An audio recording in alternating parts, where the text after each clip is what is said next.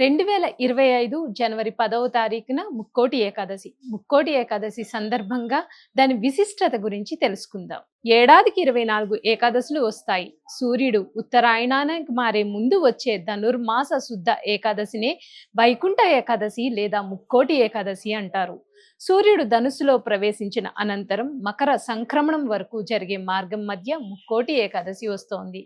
ఈ రోజున వైకుంఠ వాకిళ్లు తెరుచుకుని ఉంటాయని వైష్ణవాలయాలలో గల ఉత్తర ద్వారం దగ్గర భక్తులు తెల్లవారుజామునే భగవద్ దర్శనార్థం వేచి ఉంటారు.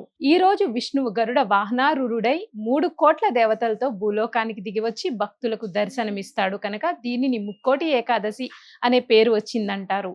ఈ ఒక్క ఏకాదశి 3 కోట్ల ఏకాదశులతో సమానమైన పవిత్రతను సంతరించుకున్నందువల్ల దీన్ని ముక్కోటి ఏకాదశి అని కూడా అంటారని చెప్తారు. ముక్కోటి ఏకాదశి నాడే హాలాహలం, అమృతం రెండూ పుట్టాయి. ఈ రోజునే శివుడు హాలాహలం మింగాడు. మహాభారత యుద్ధంలో భగవద్గీతను కృష్ణుడు అర్జునుడికి ఇదే రోజున ఉపదేశించాడనే విశ్వాసం ఉంది. ఈ రోజున వైష్ణవాలయాల్లో ప్రత్యేక పూజలు, హోమాలు, ప్రవచనాలు, ప్రసంగాలు ఉంటాయి. ఈ రోజున ముఖ్యమైనవి ఉపవాసం, జాగరణ, అటు తర్వాత జపం, ధ్యానం.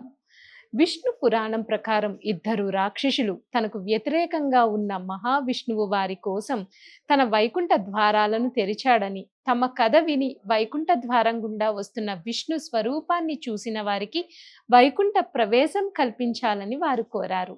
అందుచేతనే ఆ రోజును వైకుంఠ ద్వారాన్ని తలపించే విధంగా వైష్ణవాలయాల్లో ద్వారాలను ఏర్పాటు చేస్తారు. మామూలు రోజుల్లో దేవాలయాల ఉత్తర ద్వారాలు మూసి ఉంచుతారు. కానీ ప్రత్యేకంగా ఈ రోజు భక్తులు ఆ ఉత్తర ద్వారం గుండా వెళ్ళి దర్శనం చేసుకుంటారు. తిరుపతిలో కూడా ఈ రోజును వైకుంఠ ద్వారం పేరిట ఉన్న ప్రత్యేక ద్వారాన్ని తెరిచి ఉంచుతారు. పద్మ పురాణం ప్రకారం విష్ణువు నుంచి ఉద్భవించిన శక్తి మురా అనే రాక్షసుణ్ణి సంహరించిన రోజు వైకుంఠ ఏకాదశి. మురా అనే రాక్షసుడు దురాగతాలు భరించలేక దేవతలు విష్ణువును శరణు వేడగా ఆయన వాడితో తలపడి వాడిని సంహరించేందుకు ప్రత్యేక అస్త్రం కావాలని గ్రహించి బదరికాశ్రమంలో హైమావతి గుహలోకి ప్రవేశించారు. అక్కడ విశ్రమిస్తున్న విష్ణువును మురా సంహరించేందుకు ప్రయత్నించగా ఆయన నుంచి ఒక శక్తి ఉద్భవించి తన కంటి చూపుతో మురను కాల్చివేసింది. అప్పుడు విష్ణువు సంతసించి ఆమెకు ఏకాదశి అనే పేరు పెట్టి వరం కోరుకోమని చెప్పాడు. ఆ రోజున ఉపవాసం ఉన్న వారి పాపాలను పరిహరించాలని ఆమె కోరింది.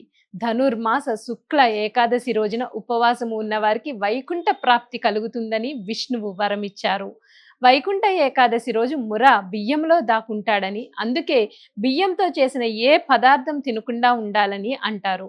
ఆ రోజున ఉపవాసం ఉంటే మిగతా 23 ఏకాదశులు ఉపవాసం ఉన్నట్టే అని విష్ణు పురాణం చెబుతుంది. ముర అంటే తామసిక, రాజసిక గుణాలకు, అరిషడ్ వర్గాలకు ప్రతీక. వీటిని ఉపవాస జాగరణాల ద్వారా జయిస్తే సత్వగుణం లభించి తద్వారా ముక్తికి మార్గం ఏర్పడుతుంది. వరి అన్నంలో ముర నివాసం ఉంటాడు కనుక మందబుద్ధిని ఇచ్చిన జాగరూకతను దెబ్బతీస్తాడని అంతరార్థం. ఏకాదశి నాడు ఉపవాసం ఉండి ద్వాదశి నాడు అన్నదానం చేస్తారు. ఒకరోజు భోజనం చేయక తర్వాతి రోజు చేయడం వలన జిహ్వకు భోజనం రుచి తెలుస్తోంది. గీతోపదేశం జరిగిన రోజు కనుక భగవద్గీత పుస్తక దానం చాలా మంది చేస్తారు. ఇక శ్రీరంగంలోని శ్రీ రంగనాథ స్వామి దేవాలయంలో వైకుంఠ ఏకాదశి ఉత్సవాలు 21 రోజులు జరుగుతాయి. దీనిలో మొదటి భాగాన్ని పాగల్పట్టు అంటే ఉదయం పూజ అని, రెండవ భాగాన్ని ఇరపట్టు అంటే రాత్రి పూజ అని పిలుస్తారు. విష్ణువు అవతారమైన రంగనాథ స్వామిని ఆ రోజు వజ్రాలతో చేసిన వస్త్రాల్ని అలంకరించి 1000 స్తంభాల ప్రాంగణంలోకి వైకుంఠ ద్వారం గుండా తీసుకుని వచ్చి అక్కడ భక్తులకు దర్శనమిస్తారు. ఈ ద్వారం గుండా వెళ్ళిన భక్తులు వైకుంఠం చేరుకుంటారని భక్తుల నమ్మకం. ఇక తిరుపతిలోని శ్రీ వెంకటేశ్వర స్వామి వారి దేవాలయంలో కూడా ఇదే మాదిరిగా కాకపోయినా ముందు దైవ దర్శనం, తదనంతరం వైకుంఠ ద్వార ప్రవేశానికి అనుమతిస్తారు. ఈ ఏకాదశికి ముందు రోజు అనగా దశమి నాటి రాత్రి ఏకాంత సేవానంతరం బంగారు వాకిలి మూసివేస్తారు. పిదప తెల్లవారుజామున వైకుంఠ ఏకాదశి నాడు సుప్రభాతం మొదలుకొని మరునాడు అనగా ద్వాదశి నాటి రాత్రి ఏకాంత సేవ వరకు శ్రీవారి గర్భాలయానికి ఆనుకొని ఉన్న వైకుంఠ ద్వారాన్ని తెరిచి ఉంచుతారు.